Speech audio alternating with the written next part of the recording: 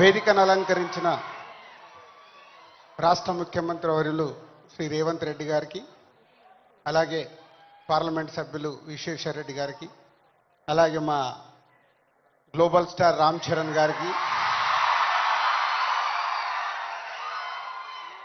మన విజయ్ దేవరకొండ గారికి,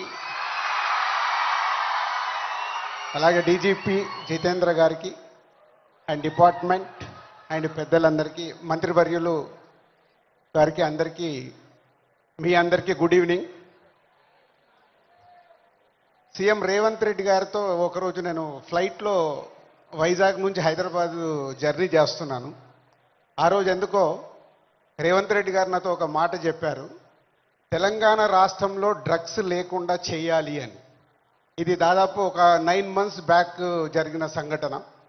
అంటే సీఎం గారికి ఆ రోజు చాలా డీటెయిల్గా, అంటే చిన్న పిల్లల వరకు ఈ డ్రగ్స్ వెళ్ళడం వల్ల మన ఫ్యూచర్ ఎలా ఉండబోతుంది, దాన్ని నిర్మూలించాలంటే అందరం కంకణం కట్టుకోవాలని ఆ రోజు చెప్పడం జరిగింది. ఈరోజు నేను ఈ కార్యక్రమంలో పాల్గొన్నందుకు నా వంతుగా నేను ఓట్ తీసుకుంటున్నాను.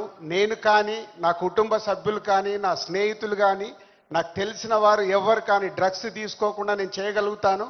అలాగే నాలాగే మీరు అందరు ఓట్ తీసుకుంటే ప్రతి కుటుంబంలో, మన తెలంగాణ రాష్ట్రం మొత్తం డ్రగ్స్ లేకుండా చేయగలుగుతాం. రెడీయా మీరు? ఇలాంటి అవేర్నెస్ మనకి ఈరోజు అవసరం. ఈ మధ్య మలయాళం ఫిలిం ఇండస్ట్రీలో కూడా ఒక నిర్ణయం తీసుకున్నారు.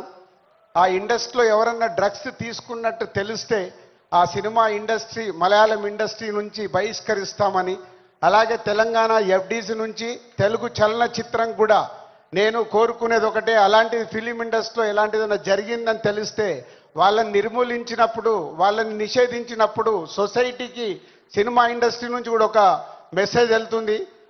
ఎఫ్డీసీ నుంచి డెఫినెట్గా ఫిలిం ఇండస్ట్రీలో మాట్లాడి తెలుగు సినిమాలో కూడా అది పాటించేలాగా చేస్తాం.